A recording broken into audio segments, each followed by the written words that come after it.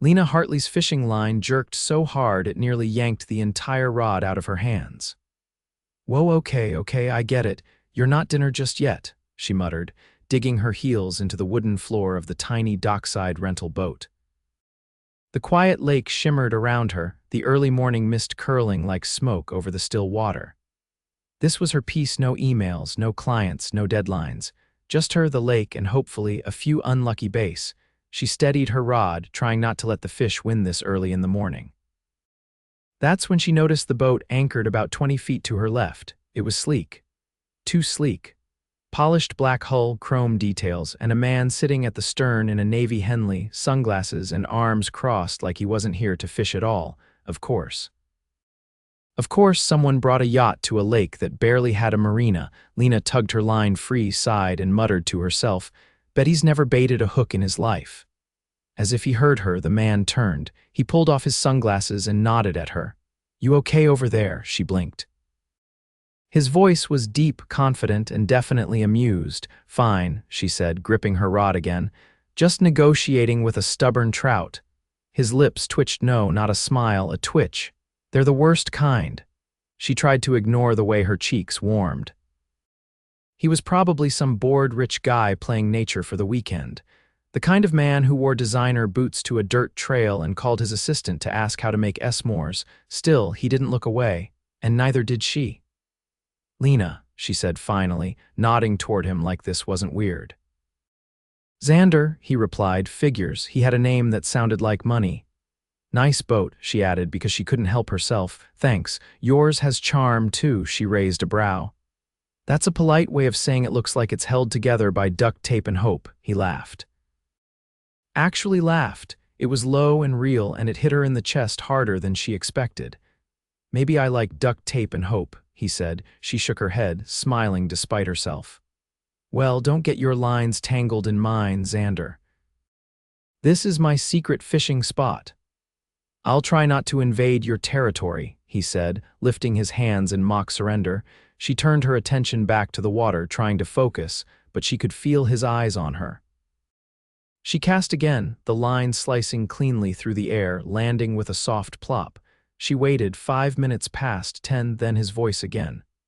"You come out here often," she glanced over. He was sitting now, rod in hand, though it looked barely used. "Every Saturday." "It's cheaper than therapy," he tilted his head.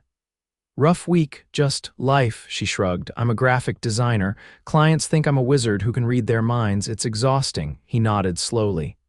"I get that. Doubt it," she muttered. "I run a few companies," he said casually. She squinted at him. "Define a few," he shrugged. "Tech startups, real estate, a sports team," she stared. "A sports team," he gave her a slow grin. "The Colorado Storm, hockey," she blinked. "Wait, you're Xander Steele," he nodded once. She nearly dropped her fishing rod. "You're a millionaire," he winced like the word offended him. "I prefer guy who got lucky and now has to attend too many board meetings," Lena exhaled, leaning back in her seat. "Wow, okay. I thought you were some bored vacationer, not well that." He looked at her for a long moment, then said, "And I thought you were someone who'd run screaming once you found out." She met his gaze. "Well, I'm still here." "Yeah," he said softly. "You are." The tension between them shifted, subtle, electric, unexpected. She looked away first. "Don't get any ideas," she said, trying to lighten the mood. "I'm not one of those women who throws herself at men with money." "Good," he said, his voice low. "Because I'm not interested in people who like me for my bank account."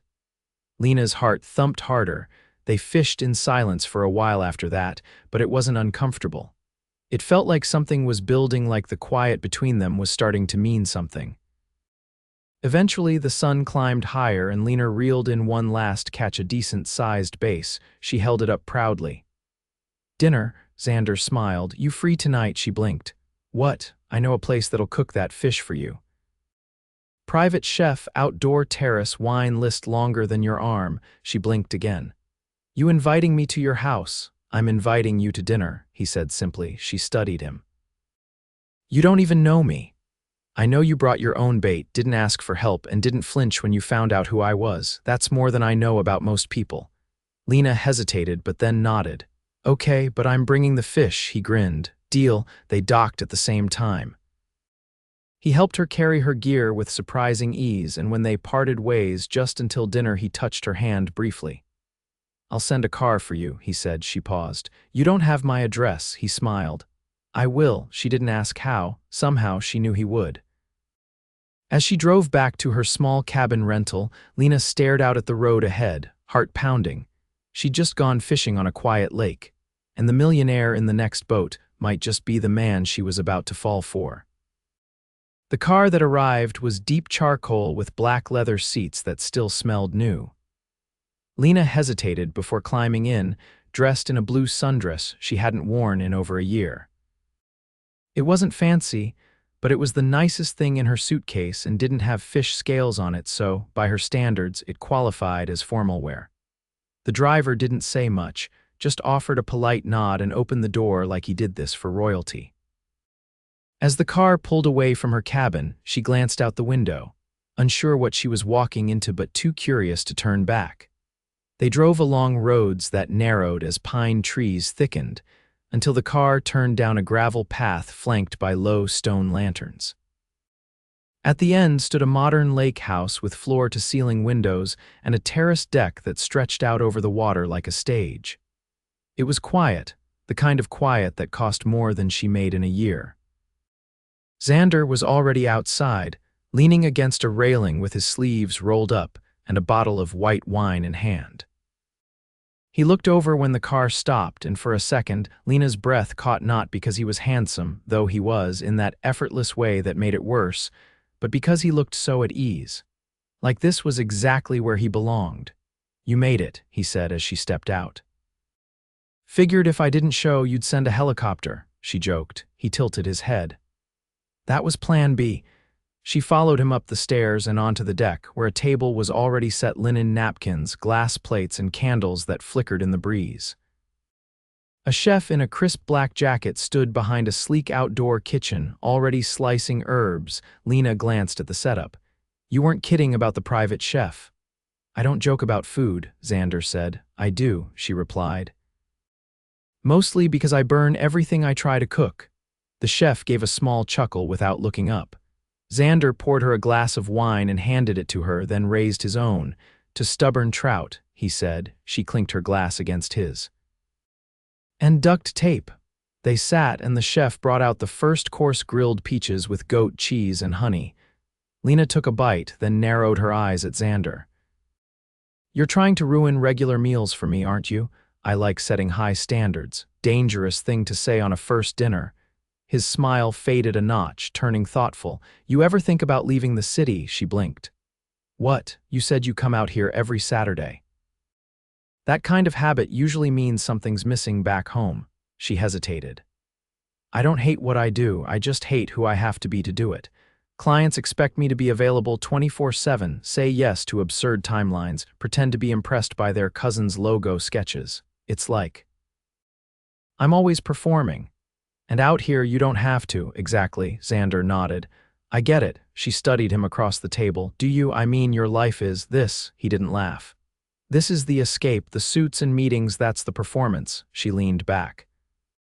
"Then why do it?" "I built something. Walk away now and a lot of people lose their jobs. So you're trapped by your own success." He raised his glass. "To golden cages." They ate as the sun dipped lower, casting the lake in shades of amber and violet. The chef brought out the base she'd caught, now seared with lemon and thyme and plated like it belonged on a magazine cover. Lena took a bite and closed her eyes. "Okay," she said. "That's officially the best thing I've ever caught." "I'll let the fish know it has your approval," Xander said. She laughed, then stood and walked to the edge of the deck, staring out at the water. He joined her, silence stretching comfortably between them. After a long pause, she spoke again. "Do people ever treat you differently once they know who you are?" "All the time." "And you still invite strangers to dinner, only the ones who don't ask for anything?" She turned to face him. "What if I asked for something now?" He didn't flinch. "Depends on what it is." "A second dinner." "One without a chef or a view?" His brow lifted. "You want takeout and bad lighting. I want real, no performances." He didn't answer right away. Instead, he reached into the pocket of his jeans and pulled out a small box. "This came for you," he said, holding it out. She frowned. What is it? Open it. Inside was a simple silver pendant shaped like a fishhook. She stared at it, then looked up. Why? Because I wanted to give you something that reminded you who you are when you're not performing, she swallowed. You don't even know me. I know enough to want to. The silence between them changed, then no longer comfortable but charged. Lena took a step back. I should go. Wait, she paused. I'm not trying to impress you, he said. I just haven't met someone who didn't expect something in return. Until now, her voice was quiet. I didn't come here to be a project, I know. Then don't treat me like one. His eyes softened. I won't, she nodded once, then turned and walked toward the stairs. She didn't look back. But as the car pulled away, the fishhook pendant lay warm in her palm, and for the first time in a long while, she wasn't sure what she wanted more, to keep her distance or go back. Lena stood behind the counter of the small dockside shop the next morning, her fingers absently tracing the edge of a coffee cup that had gone cold an hour ago. She had agreed to help out the owner for the week in exchange for a discount on her cabin, thinking it would be a quiet way to pass time between fishing trips. She hadn't expected the hours to crawl quite this slowly. The bell over the door jingled. She looked up, already halfway through a polite greeting before stopping cold.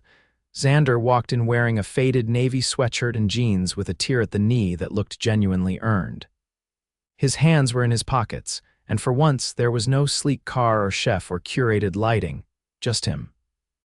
I came for bait, he said. She arched a brow. We're sold out of charm. That's all right, he said, stepping closer. I already found some yesterday. She turned, pretending to check the shelves behind her even though she already knew every item by heart. If you're looking for forgiveness, we don't stock that either. I'm not here to apologize, he said, because I don't regret dinner, but I am here to ask for a second chance to get it right. She glanced at him. You think showing up in ripped jeans makes you relatable? I think showing up at all matters more. He leaned his elbows on the counter, his voice low. I've spent years building things that impress people. Buildings, brands, rooms designed to make me feel significant. But last night when you left, it was the first time in a long time I felt completely, stupidly insignificant, and I didn't hate it.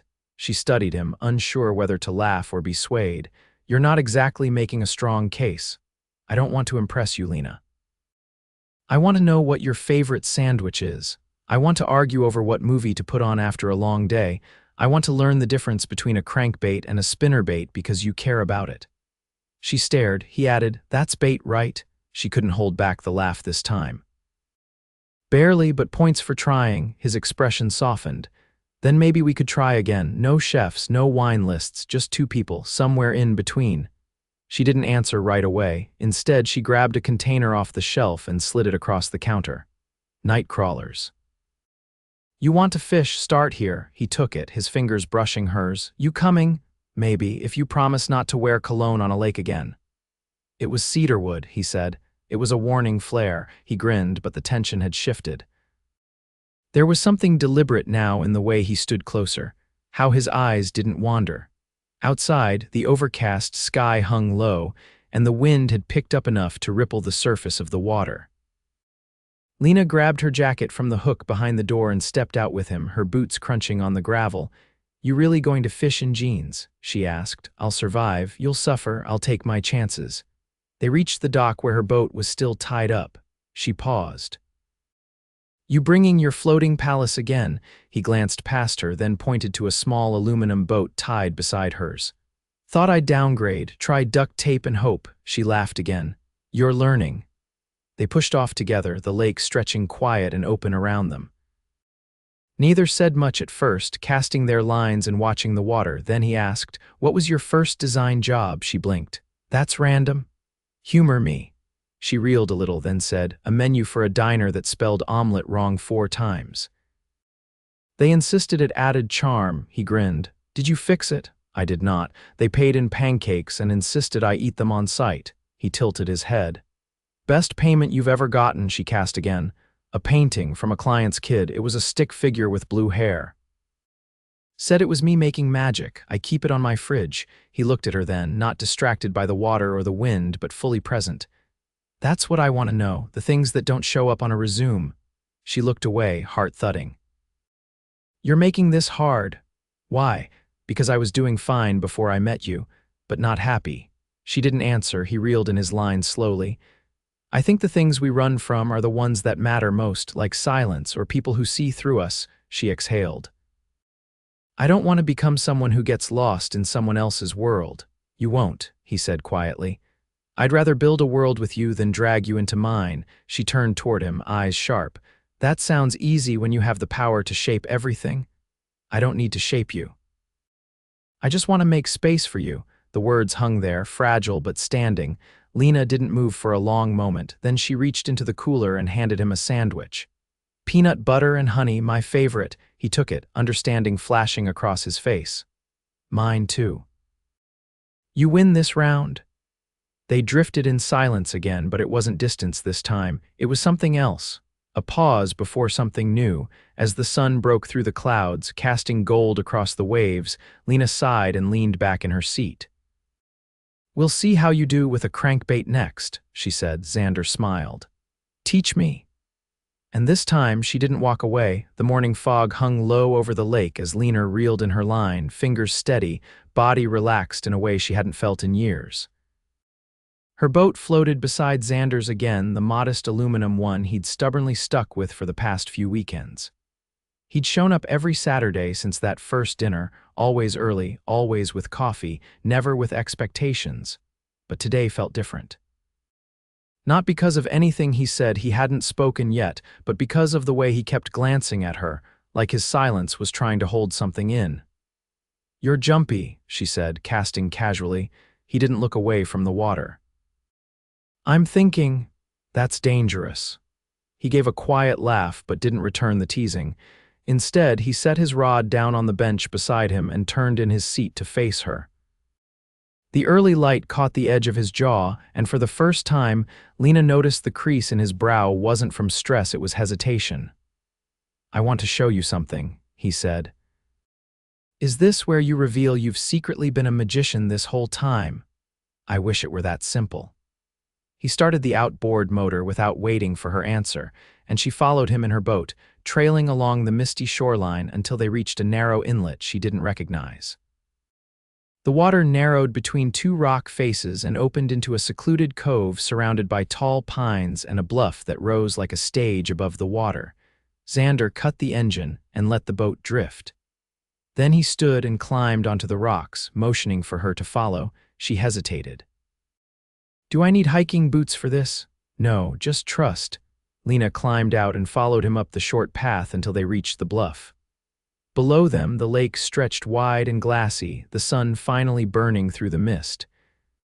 A soft breeze moved through the trees, carrying the smell of pine and fresh earth. She turned toward him. Okay, what am I looking at? He pulled something from his jacket pocket, a folded set of architectural drawings. He spread them on the flat rock between them. I bought this land a few years ago, he said. I thought I'd build another retreat, something sleek and empty, probably with a helicopter pad. She raised a brow. And now I want to build something with warmth, a place that doesn't need a gate. Somewhere with mismatched mugs and a porch swing. A home. She studied the sketches. They were different from what she expected: wood beams, wide windows, a dock that curved into the water like it belonged there.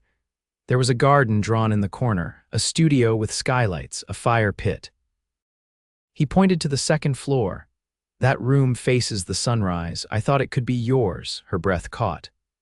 Xander, I'm not asking you to move in today or tomorrow. I just want you to know that I'm building something that has space for you. If you ever want it. She looked at him, heart hammering, the wind tugging at her sleeves. I don't know what to say. He stepped closer. Say you'll give us a real chance. I don't care about timelines. I don't care about labels. I care about showing up every day for you, she swallowed. What if it doesn't work? Then it doesn't, but I'd rather try and fail with you than succeed without you. Lena looked down at the sketches again. Her fingers brushed the edge of the paper, then folded it slowly. You said something to me once, she said. That you'd rather build a world with me than drag me into yours. That meant something. It still does, she met his eyes. Then let's build it. His hand was warm when she took it. He didn't smile with victory, just quiet relief, like he'd been holding his breath for weeks. They descended the bluff together, and as they reached the boats, Lena paused, glancing back at the clearing. "What about your board, your investors? You can't just disappear into the woods." "I'm not disappearing," he said. "I'm expanding. I've already started delegating. The team can handle more than I've let them. I finally realized I don't need to control everything to have value." She nodded slowly. "That's growth. I had a good teacher." They returned to the dock by midday, their boats tethered loosely as they sat on the edge with their shoes off, toes just brushing the water. Lena dangled her pendant over her knee, the fishhook glinting in the sun.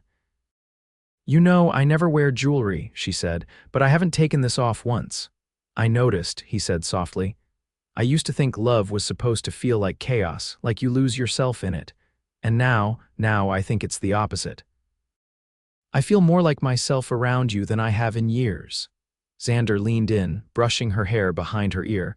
"Then I'm doing something right." They sat like that for a long time, the lake stretching quiet and endless before them. Later that evening, he brought her to a small clearing behind the cabin she'd been renting.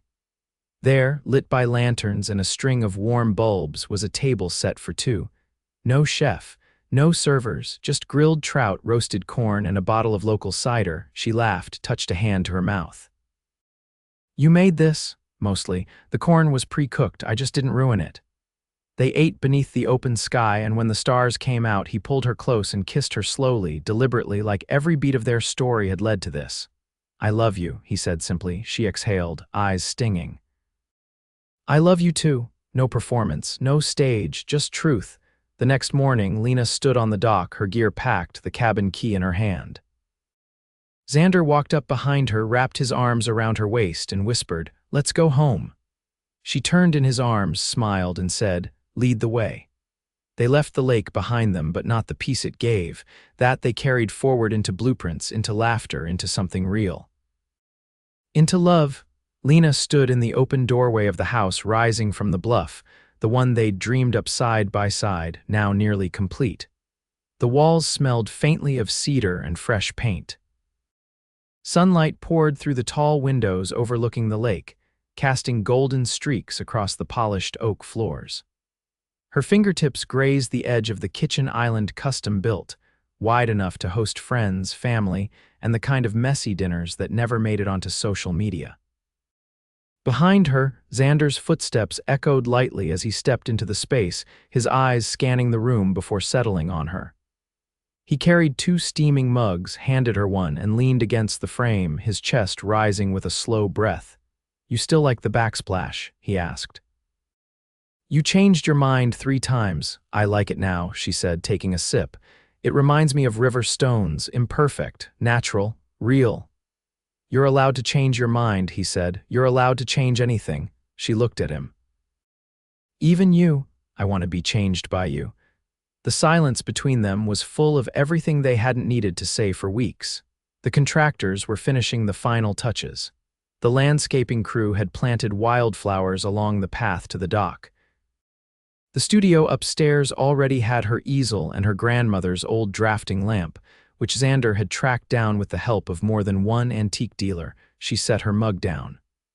"You know what I realized last night?" He straightened slightly. "What? You're not just the guy who built this with me.